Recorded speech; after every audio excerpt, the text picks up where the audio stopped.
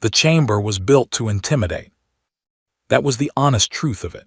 The Imperial Council Hall on Vorith Prime had been designed by architects who understood power, who knew that high ceilings made visitors feel small, that cold stone floors swallowed sound so voices carried thin and uncertain, that the raised dais where the council sat put every delegation below eye level by exactly enough to matter. Thousands of species had stood on that floor over the centuries. Most of them had left agreeing to things they hadn't planned to agree to. The human delegation walked in like they hadn't read the architectural memo. There were 3 of them. Ambassador Yara Ose led, her footsteps unhurried on the pale stone. She was a small woman by human standards, compact, dark-skinned, with close-cropped hair going silver at the temples. She carried no weapon visible to any scanner in the room. She carried no entourage. Just 2 aides at her back, both younger, both wearing the same calm expression she wore, as if they had all agreed on it before walking through the door. Imperial Assessor Vorak watched them cross the floor from his position at the council table. He was Vithrani, tall, blue-gray, with 4 upper arms folded across his chest in the traditional posture of formal authority. He had been conducting alliance audits for 30 years. He had a sense for delegations that understood what was happening to them and delegations that did not. He could not read the humans. That was mildly irritating. The session opened with the standard formalities: planetary designation, alliance tier confirmation, years of membership. Earth, Tier 1, 83 years. The clerk read the numbers in the flat tone used for things that were about to change. Vorak let the formalities finish before he stood. The Council has completed its review of Earth's military contribution record, he said. His translator rendered it in the clean, neutral tones the chamber used for official proceedings. The findings require discussion. Ambassador Osai nodded once. She had taken her seat at the delegation table below the dais. Her hands were folded on top of it. Her datapad sat to her right, untouched. Vorak activated the display above the council table. Numbers filled the air in glowing columns, human performance metrics from joint operations spanning 4 decades, physical endurance scores, reaction time indices, wound recovery rates, comparative lethality assessments measured against 17 other Tier 1 species. In every recorded joint engagement, Vorak continued, human units ranked at or near the bottom of physical performance metrics, lowest recorded healing factor among Tier 1 members, shortest natural lifespan, no documented psionic capacity, no natural armor, no inherent toxin resistance. He paused for the numbers to settle into the room. The Council does not question Earth's dedication to the Alliance. The question is one of genuine military utility. One of the other Council members, Assessor Dreen, a Salhari with pale eyes, leaned forward. We have also noted that in 41 joint operations, human units were never deployed to primary engagement zones, only secondary support and auxiliary functions. That is consistent with the record, Vorak confirmed. He looked at Yara. She was looking at the numbers in the air above her. Her expression had not changed since she walked in. The motion before the Council, Vorak said, is to reclassify Earth's alliance standing from Tier 1 to Tier 3 observer status. This would reflect the practical realities of the contribution data and allow the Council to allocate Tier 1 resources to members better positioned to carry them. He waited for the protest. They always protested here. Yara reached out and picked up her datapad. She looked at it for a moment. Then she set it back down. Assessor Vorak, she said. Her voice was even, not loud, not soft, just placed in the room with the confidence of someone who had never worried about being heard. Can I ask a procedural question before we go further? You may. The contribution data you're referencing, the performance metrics, the deployment records, the engagement outcomes, where did that data originate? Vorak glanced at the clerk. Standard submission. Earth filed its military contribution reports through the Alliance Documentation Protocol. Every member does. Right, Yara said, so the data came from us. A small silence. That is correct. Yara nodded slowly, as if confirming something she already knew. And the units referenced in those reports, the ones in the joint operations, the ones with the low physical metrics and the auxiliary roles, she paused. Did anyone on the Council verify their classification within Earth's military structure? Vorek's four arms shifted slightly. Classification verification is not standard protocol for contribution reports. I know, Yara said. She picked up her datapad again. This time she turned it over once in her hands, a small, idle movement. Then she set it down with a quiet click on the stone table. Those weren't our soldiers, she said. The words were not loud. They were not dramatic. She said them the way someone states a correction to a minor arithmetic error, patient, slightly apologetic for the inconvenience. The chamber went still. Assessor Dreen's pale eyes shifted. Two other council members exchanged a look. Vorek kept his expression arranged into the professionally neutral configuration he had spent 3 decades perfecting, but something behind it had gone very slightly wrong. I'm sorry, Dreen said. Units in your data, Yara said. She folded her hands again. They weren't soldiers, not in any classification that Earth's military uses for that word. They were auxiliary reserve volunteers, civilian adjacent, people with basic training who agreed to participate in joint operations because the Alliance asked for bodies and we provided them. She tilted her head a fraction. We gave you exactly what the documentation protocol asked for, contribution units. We contributed units. You're saying, Vorek began. I'm saying the data is accurate, Yara said. Those people performed exactly as documented. I'm not disputing a single number in your report. She looked up at the glowing columns of metrics. I'm just telling you they were not representative. The silence that followed had a different texture than the one before. That one had been the silence of a chamber waiting for something to happen. This one was the silence of a chamber in which something already had. Vorek looked at her for a long moment. If those units were not representative of Earth's military capacity, he said carefully, then what was your reasoning for not deploying representative units? Yara considered the question with what appeared to be genuine thoughtfulness. No situation in our joint operational history warranted it, she said. Assessor Dreen made a sound that wasn't quite a word. Councillor Marin, the eldest member of the table, a gray-furred Helvasi who had said nothing until now, leaned forward very slightly. Her voice was quieter than the others. Ambassador, are you telling this council that in 83 years of Alliance membership, across 41 joint operations, Earth never once encountered a situation it considered serious enough to deploy its actual military? Yara looked at her. Something in the look wasn't unkind, but it wasn't soft either. That's correct, she said. Councillor Marin sat back. One of Yara's aides, the younger one, a man named Reuben who had been still as furniture since they sat down, shifted almost imperceptibly in his seat.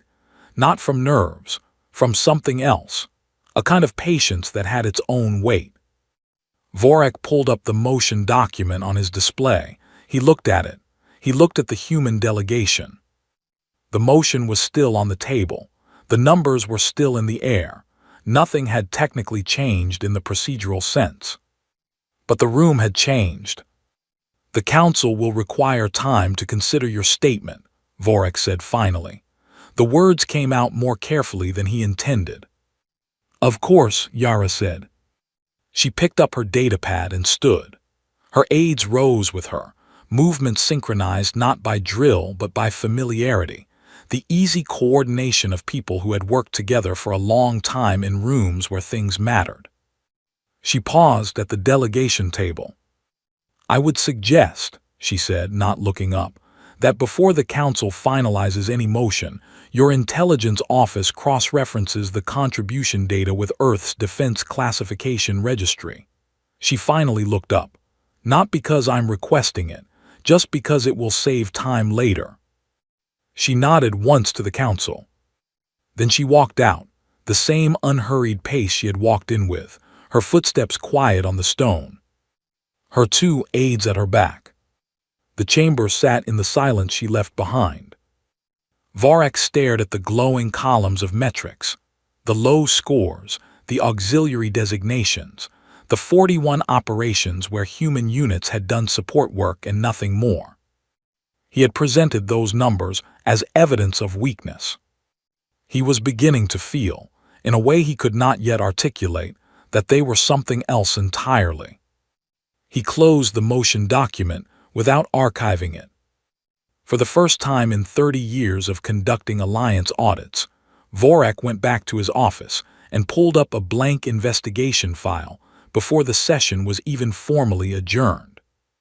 He stared at it for a while. Then he started typing. Seal had been an intelligence analyst for the Imperial Council for 11 years.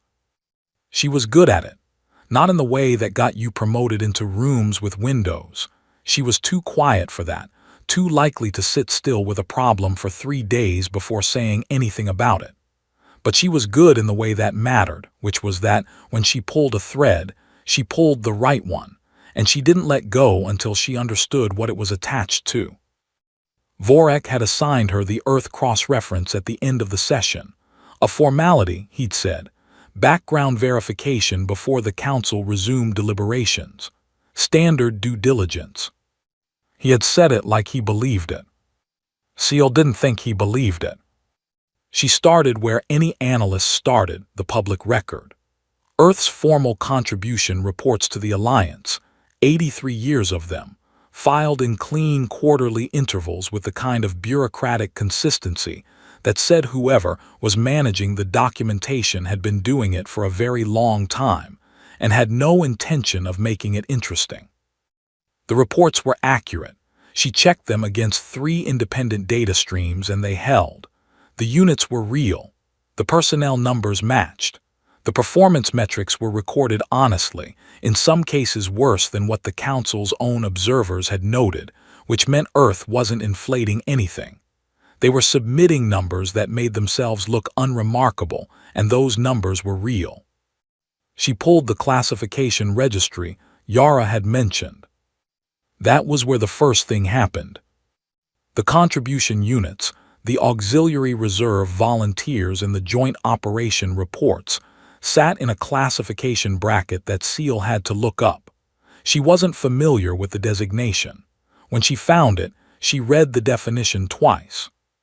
Civilian-trained auxiliary reserve, non-active, no operational clearance, equivalent to what the Empire called a civic emergency corps, people with basic training maintained for infrastructure protection and disaster response. Not combat units, not even close. She sat with that for a moment. Then she pulled Earth's active military registry, which was partially accessible through the Alliance documentation protocol. Not the full record, that was behind a closed classification wall, but the structural index, the tier designations, the size estimates. The auxiliary reserve that had participated in 41 joint operations represented, by the structural index, approximately 4% of Earth's total documented military personnel. Seal read that number again. 4%. The Alliance had been evaluating Earth's military capacity based on 4% of it. The bottom 4%, judging by the classification tiers. She opened a new file and started pulling historical Earth conflict records, not the Alliance era before it. Earth's own wars, its own engagements, the centuries of recorded military history that predated first contact. The Alliance archives had some of it, compiled from Earth's own historical submissions and from early contact Terra surveys. She started reading. 3 hours later, Seal's tea had gone cold and she hadn't noticed. The data didn't fit the story the Council had been telling itself about Earth. She kept looking for the explanation, the asterisk, the exaggerating factor, the methodological note that would bring the numbers back down to something that made sense alongside the auxiliary unit performance scores. She didn't find one. She found a small moon called Calder's Rock instead. It was in the Outer Record, a contested sovereignty dispute 212 years ago, before Earth joined the alliance between human colonists and a species called the Keth who no longer existed as a political entity. The Keth had wanted the moon. The humans had been there first. Standard territorial friction, the kind that happened in the outer systems every few decades. Except the record didn't go the standard way. The Keth had committed a full military division, approximately 12,000 soldiers, to take Calder's Rock. It was a moon. It had about 800 human colonists and a garrison of somewhere between 100 and 200 soldiers. The record was unclear on the exact number. The Keth assumed it would take a week. It took 11 years.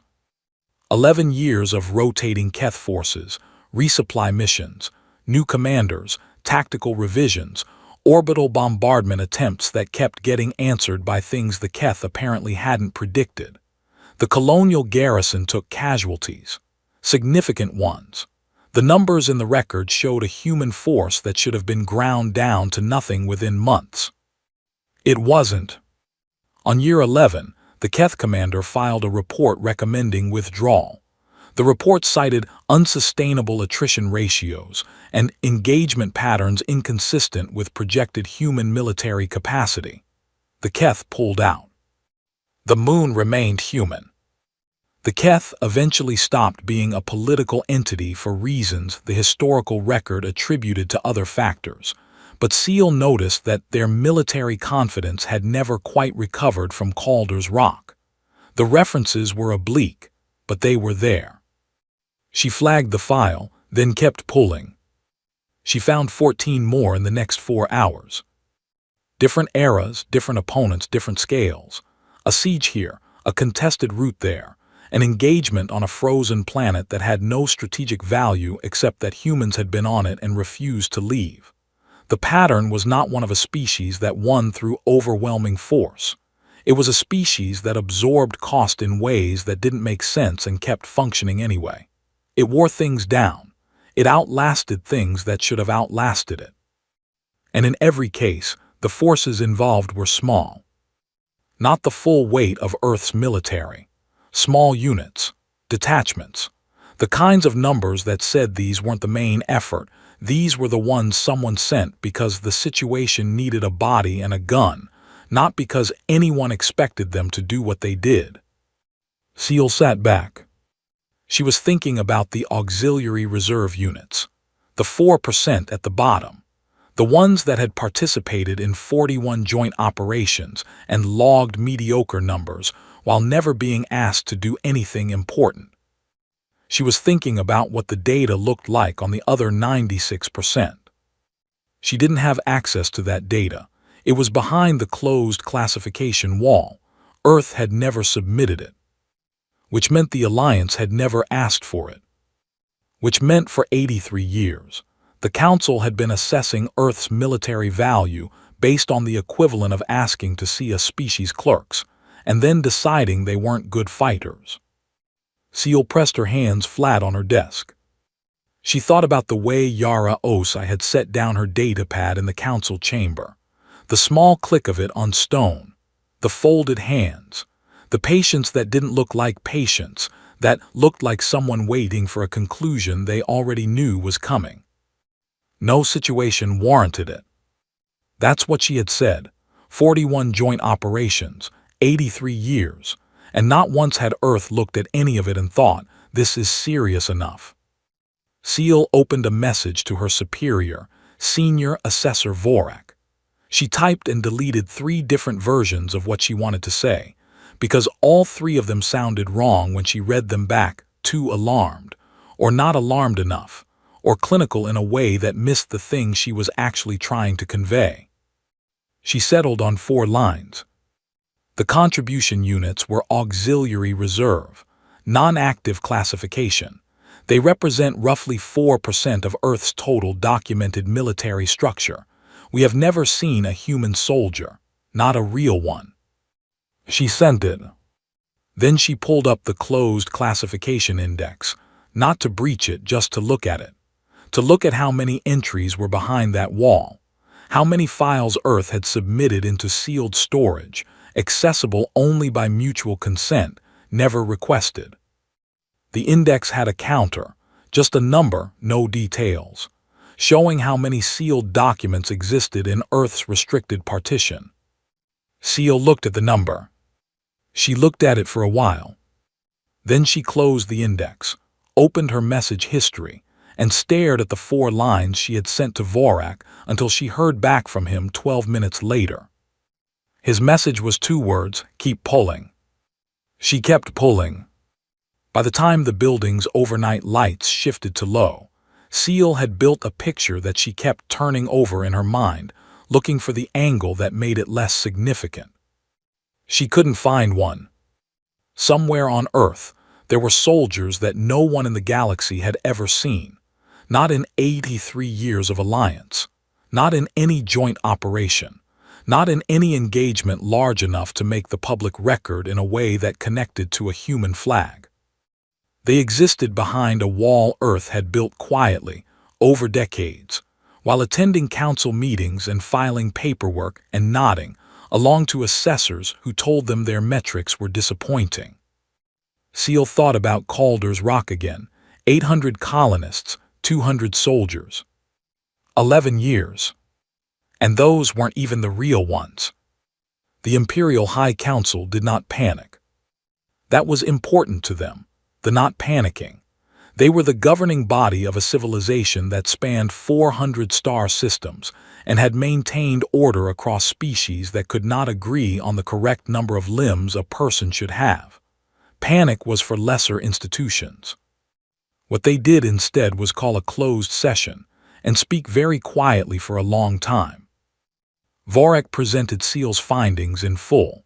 He walked through the auxiliary classification, the 4% figure, the Calder's Rock record, and the 14 other historical engagements that Seal had flagged. He presented them without editorial, the way a doctor reads a scan result to a patient before the conversation about what it means. The room was quiet in a way that had weight to it. Counselor Marin was the first to speak. She asked the question everyone was sitting on: what is behind the classification wall? Earth has not authorized access, Vorak said. We haven't requested it, Dreen said. We are requesting it now, said Counselor Marin. The formal request went out within the hour. Alliance protocol required a response within 10 standard days. Earth acknowledged receipt of the request in 4 minutes, which was itself a small, notable thing, because 4 minutes meant someone had been waiting for it. The response to the actual request came 3 days later. Earth submitted 1 file. 1. The accompanying note from Ambassador Osai was brief. In the interest of the Council's ongoing review, Earth is providing access to 1 declassified operational record.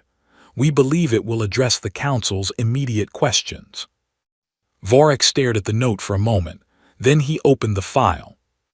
It was called the Meridian Protocol. The operation had taken place 42 years ago. A contested transit corridor in the outer systems, no alien observers, no joint operation framework, a purely human engagement against a hostile force that the record identified only as the Veskari Collective. The Veskari did not appear in current alliance records. Vorak checked. They were not a member species, not a recognized political entity, not listed in any active diplomatic registry. He made a note to find out what had happened to the Veskari Collective. He kept reading. The engagement parameters were, on their face, unremarkable. A human unit had been cut off from extraction during a retreat. Standard military misfortune. The kind of thing that happened to everyone. The unit was designated Meridian Team, 12 personnel. The hostile force surrounding them numbered in the thousands. The record listed 4,200 Veskari combatants in the engagement zone, with more in supporting positions beyond the immediate perimeter. 12 humans. Surrounded. Zero viable extraction window. Vorak passed the file to the Council's War Analysis Division and told them to review it completely before the next session. He didn't tell them what was in it. He wanted clean reactions. He got them. The analysis team came back in 3 days. They requested a second review period. Vorak gave it to them. They came back again and asked for a meeting rather than filing a written report. That was the moment Vorak understood the file was real. The analysts sat around the table and walked through it section by section. The 12 Meridian personnel had held their position for 19 days. Not defensively. They had fortified, yes, but they had also conducted 18 separate offensive operations during those 19 days. Raids, disruptions, elimination of command assets in the surrounding force. Actions that a surrounded unit with zero extraction window had no strategic reason to conduct unless the goal was not survival. Unless the goal was something else. On day 19, the Meridian team had counterattacked. The analysts used the word counterattacked, and then sat quietly while Vorak absorbed what that meant for a team of 12 surrounded by 4,000. 9 of the 12 walked out of the engagement zone, moving through former enemy territory, unimpeded. Every Veskari combatant in the theater was accounted for in the casualty records. All of them. The room was very quiet for a while. One analyst, a young Helvasi named Terran who had studied military history for 20 years, said that he had reviewed the engagement pattern, and the only comparable operational behavior in his database was a category of warfare that most species used for large-scale theater operations: coordinated multi-vector assault, systematic priority targeting, force multiplication through psychological disruption. 12 people, he said, had conducted a theater-level campaign. Were they enhanced? Counselor Dreen asked at the session. Technological augmentation, external support. Vorak had checked. Standard issue equipment consistent with the era, no augmentation recorded. Could the record be fabricated? We ran verification against 3 independent data authentication systems, Vorak said. The record is original, unaltered. Marin had her hands folded on the table. She had a stillness about her that Vorak associated with people who had already moved past the question everyone else was still asking. What were the psychological assessment reports from the Meridian team post-engagement? Vorak pulled them. He had read them the night before and had not slept well. They are, he paused, clinical. The team filed standard after-action reports, detailed, accurate, methodical. They noted casualties on their side. They documented objectives met. They flagged items for equipment improvement. He looked at the table. There are no distress indicators, no trauma flags, no anomalous language. He set down the report. They wrote about it the way a tradesperson files a summary at the end of a job, he said. They were not frightened. They were not traumatized. They were, he searched for the word, working. No one spoke for a moment. Counselor Marin looked at him with her pale eyes. How many soldiers does Earth have classified above the Meridian tier? Vorak's expression didn't change. That question is what I intend to ask. He requested a formal session with Ambassador Osai the following morning. She arrived with the same 2 aides, the same unhurried pace, the same expression. Reuben, the younger aide, set a portfolio on the delegation table and did not open it.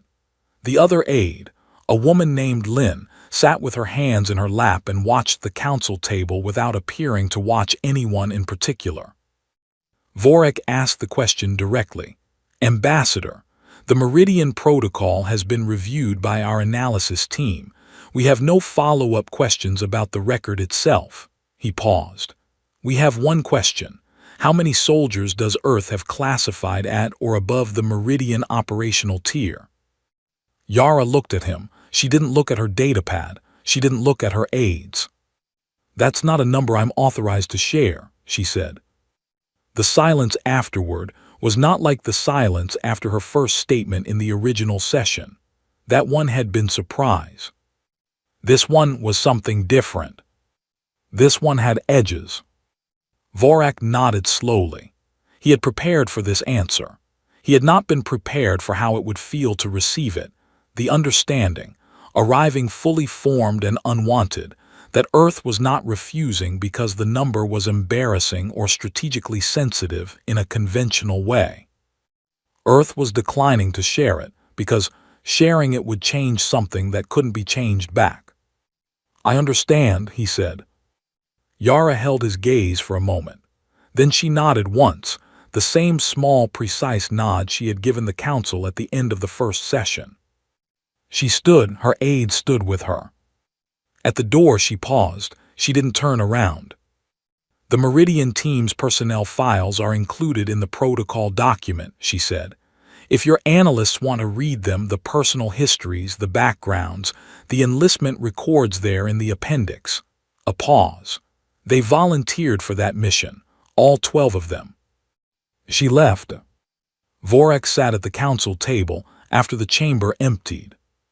He thought about 12 people who had volunteered to be surrounded by 4,000, who had spent 19 days in a position with no extraction window conducting offensive operations, who had written their after-action reports in the calm language of people doing a job they understood.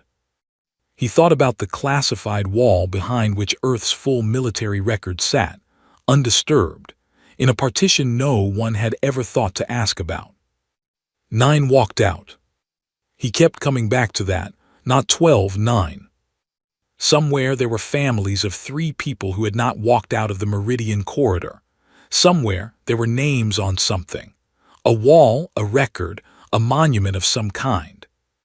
And somewhere there were the 9 who had walked out, who had filed their paperwork and gone home. Vale had a reputation for being the kind of analyst who asked questions no one had thought to ask, until it was already too late to be comfortable with the answers. This was considered a useful quality in Imperial intelligence work, right up until the moment it wasn't. Vale had ended up in the Strategic Assessment Division, because it was the one department that still wanted people who made their superiors uneasy in productive ways. She had been reconstructing enemy doctrine and alliance behavior patterns for 16 years. She was very good at seeing the shape of a thing from its outline rather than its interior. Vorak gave her the Earth file 2 days after the Meridian session. He didn't brief her on the Meridian protocol first. He gave her the raw material, 83 years of alliance behavior records, the contribution reports, the joint operation logs, the diplomatic correspondence, the council session transcripts, and told her to build a picture of Earth's strategic posture from the outside in. He wanted to know what Earth was doing and why. Vale spent 4 days with the material without sleeping much. On the 5th day, she walked into Vorak's office and stood in front of his desk and said, "They've been managing us." Vorak looked up. "For 83 years, Vale said. "Not manipulating, not deceiving, not exactly, just managing, calibrating their visible behavior to produce a specific perception, methodically and consistently across 8 decades. She set a summary document on his desk. Every concession in the record, every time Earth yielded on a trade negotiation or stepped back from a territorial question or allowed a council vote to go against their stated preference, I mapped the outcomes. She tapped the document. In 61 of 68 recorded concession events, the concession produced a de-escalation that benefited long-term alliance stability, not short-term Earth benefit, long-term stability. That could be diplomatic skill, Vorak said. It could be, Vale said, except for this. She turned to the second section of her summary. The joint operations, 41 engagements across 4 decades. Earth was invited to participate in all of them. They sent auxiliary units, the 4% we now know about, to every single one. In 37 of those 41 operations, there was a moment during planning or early execution where the operation was at risk of failure. A moment where a more capable force contribution could have changed the outcome materially. And Earth didn't escalate in any of them. Vale looked at him steadily. 37 times a human officer embedded with the Joint Command structure was in the room when the operation was struggling. 37 times they had the option to request authorization for additional asset deployment. Earth's actual assets. She paused. They never did. Vorak stared at the summary. They calculated that the situations didn't warrant it, he said slowly. Or, Vale said, they calculated that revealing what they had would change the nature of the alliance in ways they didn't want, and so they managed the exposure, every time. She pulled out one more sheet. There's more. He took it. It was a memo, old paper formatting from the era before the Council moved to full digital record, dated 30 years ago. The header identified it as an internal Imperial strategic communication, classified at the highest tier, marked for the Emperor's eyes only. Where did you find this? Vorak asked. The Burial Archive, Vale said. Documents that were approved for one purpose and then officially withdrawn from circulation, technically accessible to senior assessors during formal investigations. I had clearance and I pulled everything in Earth's adjacent files. She pointed at the memo. Read it. He read it. It was a proposal, an internal Imperial proposal drafted by the Strategic Provocation Division, a department that officially did not exist and practically did, recommending that Earth be subjected to a controlled border incident. A manufactured provocation, small enough to be deniable, large enough to require a military response. The goal, stated in the clean bureaucratic language of people planning something they could not put plain words to, was capability verification through applied stress. They wanted to start a small fight with Earth to see what Earth would do. The proposal had been approved, all the way up the chain, signed off at every level. An operation date had been assigned. Then it had been buried. Withdrawn, marked inactive, filed into the archive where it had sat for 30 years, officially invisible. Vorak turned to the final page. The burial order was signed by the previous emperor, Rithvan IV, who had ruled for 60 years and was generally remembered as cautious and long-sighted. The burial order was 2 sentences. It said the operation was suspended pending further review and that no revival of the proposal would be considered without direct Imperial authorization. Attached to the burial order was a single advisory document, 1 page, no official header, no author designation, no seal. Vale watched him read it. The advisory was brief. It acknowledged the proposal's intent. It described, in measured terms, what the proposal's authors had apparently not fully considered, that a controlled border incident would require Earth to respond, that an Earth military response to a provocation of that kind would not look like the auxiliary reserve units the Empire had observed in joint operations, and that once the Empire had seen what a genuine response looked like, the relationship between the 2 civilizations would be permanently altered. The advisory did not use the word threat. It did not contain anything that could be called an ultimatum. It was written in the language of a party offering a considered opinion to another party before a consequential decision. The last line read, "We would prefer you didn't." No signature. Vorak set the document down. He looked at it sitting on his desk. He looked at the date on the burial order. He looked at the 2-sentence withdrawal and the Emperor's seal, and the 30 years this had sat undisturbed in an archive. The Emperor received this advisory, he said. He wasn't asking. Yes, Vale said. And he killed the operation. Within 72 hours of receiving it, fastest Imperial decision recorded in that administration. Vale's voice was careful. The advisory came from an unregistered diplomatic channel, not a formal Earth government communication. The origin point in the archive record is just Earth, no specific office, no individual name. Vorak thought about that, An unofficial document, no header, no signature, sent through a channel that didn't formally exist to stop an operation that officially never happened.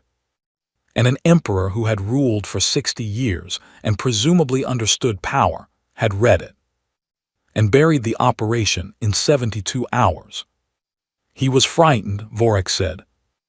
Vale didn't answer that directly. He was informed, she said. The advisory didn't threaten, it described. It laid out what would happen in plain language and expressed a preference. She paused. Rithvan IV was not easily frightened. His record is full of decisions that required nerve. She picked up her summary documents from the desk. He read one page from an unsigned source and made the fastest decision of his administration. Vorik looked at the wall of his office for a moment. He was thinking about 8 decades of concessions that weren't weakness. 41 joint operations where Earth had sent the wrong units on purpose. 37 moments where a human officer had stood in a room with the option to escalate and chosen not to. He was thinking about the Meridian Protocol, 12 people, 4,000 enemies, 19 days. And those weren't the real soldiers. Who sent the advisory? He asked. I don't know, Vale said. I'm not sure it matters. She moved toward the door. What matters is that someone on Earth knew about the operation. A classified imperial proposal approved at the highest levels, kept inside the tightest security classification the Empire uses. She stopped at the door, and they knew about it. She left. Vorik sat alone with the unsigned advisory on his desk. We would prefer you didn't. 7 words, no threats, no demands, no description of consequences, just a preference stated. And an emperor who understood what that preference meant without needing it spelled out. Vorik opened his terminal and pulled up the counter on Earth's sealed classification partition. The one Seal had found, the number of documents behind the wall Earth had built in their Alliance archive. Documents that had never been requested, never been accessed, never been part of any review. He looked at the number. He thought about what Vale had said. Managing us. Not manipulating, just calibrating, deciding consistently and over a very long time exactly how much to show and exactly how much to keep behind the wall. The motion to downgrade Earth's alliance status was still technically on the Council agenda. Vorik closed the partition counter. He opened the motion document. He archived it. Not withdrawn, not voted on. Just archived quietly, without fanfare, into the part of the Council record where things went when they were not going to be discussed again. Then he started drafting a different kind of document entirely. The formal communication arrived at the Earth Embassy on Vorith Prime on a Tuesday morning, delivered through official Imperial channels with a level of procedural care that the embassy staff noted was unusual. Not unprecedented. The Empire understood ceremony, but unusual in the specific way that said someone senior had reviewed the drafting personally. The communication formally withdrew the Tier 3 reclassification motion. It also requested a renegotiation of Earth's alliance terms. Upward. The Empire wanted more human involvement in joint operations, more access to Earth's military consultation resources, deeper integration of human strategic advisors into Imperial command structures. The language was careful and specific, and had clearly been written by someone who understood that the request needed to be phrased in a way that didn't sound like what it was, which was an institution that had just discovered it had been sitting next to something it didn't understand for 83 years, and was now trying to get closer to it without admitting why. Ambassador Yara Osai read the communication once. She set it on her desk. She read it again. Then she sent one message to Earth. They've asked, what do we want to tell them? The reply came back in 6 hours. Come home, we'll talk. She left for Earth the next morning. The building where the consultation took place was not what anyone who had spent time in imperial architecture would have expected from a civilization that apparently contained the Meridian Protocol. It was old, low-ceilinged, on the edge of a coastal city, with windows that looked out at gray water under a gray sky. There were no guards at the door, or rather, there were no guards that were visible, which was a different thing. The room held a long table and 8 people. None of them wore uniforms. This was the part that always surprised people who met them for the first time, the absence of uniforms. The people in this room did not need to perform authority. They had stopped needing that a long time ago. Yara sat at the table and put the Imperial communication in the center of it. An older man named Adiz, who had the kind of stillness that came from having been in too many rooms where things went wrong, picked it up and read it. He passed it left without comment. It went around the table. "They want in," said a woman named Tors. She was the youngest person there by about 20 years. She said it without judgment, just as an observation about what the document contained. "They want to feel safe," said a man named Chukwu.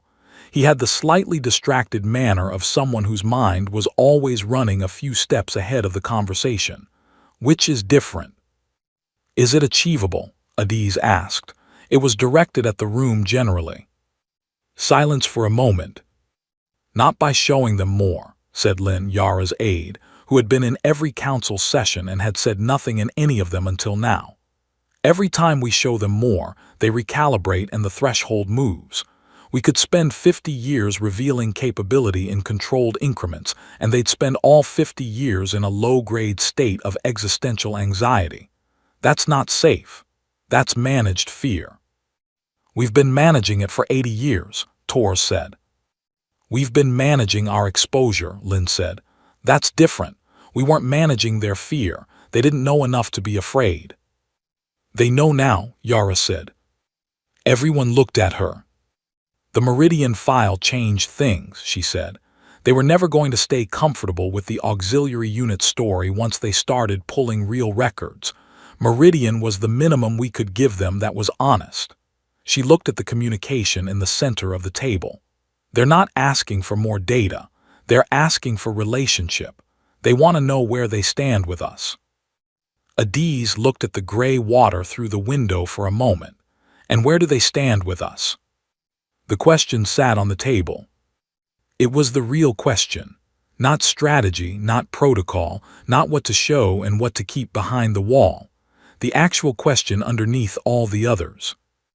Chukwu leaned forward. "We joined the alliance because the galaxy is large and even we don't know everything that's in it.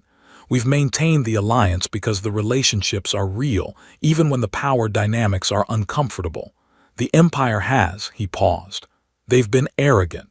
They have historically treated smaller species badly. They designed a chamber to make everyone feel small." He picked up the communication. "This document is written by people who have recently had an experience that has made them think differently. That is valuable. Or they want to get close enough to understand what they're dealing with," Tors said. "Not an accusation, just the other reading." "Both can be true," Yara said. She reached into her portfolio and put a second document on the table. She had drafted it on the flight home, revised it 3 times, and had left the ending open because she wanted the room to close it. "I want to send them this instead," she said. They read it. It was not a capability disclosure. It contained no new data, no military records, no access to the classification wall. It was a behavioral document, 2 sections, simply written in language that any council member could read without a translator's intermediary layer softening the meaning. The first section was a list of commitments, things Earth would do as an alliance member. Honest things, substantive things, some of them more than the Empire had expected to receive. Consultation access, strategic advisory integration, a new joint operations framework built around genuine capability rather than auxiliary theater. The second section was different. It was short, 3 items. Each one described a condition, a type of action, a category of behavior, and stated plainly that if that condition was met, Earth's current posture within the alliance would change. Not a threat. There were no consequences described, no response actions listed, just, if this happens, things will be different. The room read it quietly. Tors looked up first. The third item, she said. Yes, Yara said. They've already done it once, 30 years ago. They buried it, Yara said. Someone in that administration understood what the third item meant without being told. I want the current administration to understand it explicitly, so there's no confusion the next time someone writes a proposal. Adiz set his copy down. This is a remarkable document, he said. There was something careful in his voice. It is almost entirely an offer. It is generous in relative terms. Almost entirely, Tors said. The second section is not an offer, Adiz said. No, Yara said, it's not. He looked at her. Do you think they'll understand it? Vorak will, she said. She thought about the assessor in the chamber. The professional neutrality that had slipped, just slightly, in the moment after she said asterisk those weren't our soldiers asterisk. The man was not stupid. He was not unintelligent or incurious. He had looked at the Meridian file with the eyes of someone who wanted to understand rather than someone who wanted to dismiss. He'll read it correctly. Adiz picked it up again, looked at the second section one more time. Send it, he said. The document arrived at the Imperial Council 3 days later. Vorak read it at his desk at the end of a session day when the building was mostly empty. He read the first section carefully, noting the specifics, the genuine substance of what was being offered. He recognized that this was more than the Empire had asked for in some respects. He understood that it was being offered freely, which was its own kind of signal. Then he read the second section. He read the 3 items. He sat with them for a long time. He did not look up the first item in the behavioral records. He understood it immediately. He did not need to look up the second item either. He had lived through the events it described. He had been a junior assessor at the time. He had filed reports on it. He turned to the third item. He read it. He sat back in his chair. His office was quiet. The building had that emptied quality of an institution after hours, when the procedural noise fell away and what was left was just walls and document lights and the low sound of a city outside. 30 years ago, someone in this building had approved an operation against Earth and then received a document that said we would prefer you didn't, and the Emperor had buried the operation in 72 hours. Everyone involved had assumed that was caution. Good judgment. A wise ruler knowing when to step back. Vorak looked at the third item. The Empire had met the condition of the third item. 30 years ago. The buried operation was not caution. It was not the Emperor stepping back. It was the Emperor reading a document from a civilization that had sent auxiliary reserve units to 41 joint operations, and wondering what was on the other side of that wall, and making a decision about whether he wanted to find out that way. Vorak thought about the Meridian Protocol, 12 people, a moon called Calder's Rock, an unsigned advisory with 7 words. He thought about the document in front of him and the 3 items in its second section, and the fact that one of them had already been true for 30 years on Earth, had spent those 30 years sending auxiliary clerks to joint operations and attending council meetings and allowing votes to go against them, and saying nothing. Not because they couldn't. He turned off his desk light. He sat in the dark for a while. He thought about what it meant to sit next to something for 83 years without knowing what it was, to assess it and file reports on it and move to downgrade its status. To do all of that while the thing sat quietly on the other side of the table with its hands folded, contributing exactly what was asked for and nothing more, watching and waiting for a situation that warranted something different. He thought about whether that situation had ever been close. He thought about the 3 items. He decided he did not want to know how close it had been.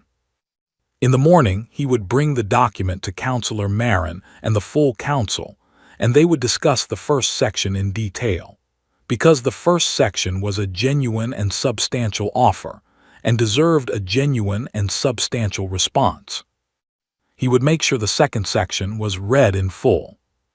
He would make sure they understood the difference between the 2 sections, what one was and what the other was. He would make sure they understood the 3rd item in particular. But that was morning. Right now, Vorik sat in the dark in an empty building on a planet the Empire had built to be impressive, and he thought about 800 colonists on a moon who had held for 11 years, and 12 soldiers in a corridor who had written their after-action reports in the calm language of a job completed, and a civilization that had spent 83 years in an alliance and never once been asked the right question. He did not sleep well that night.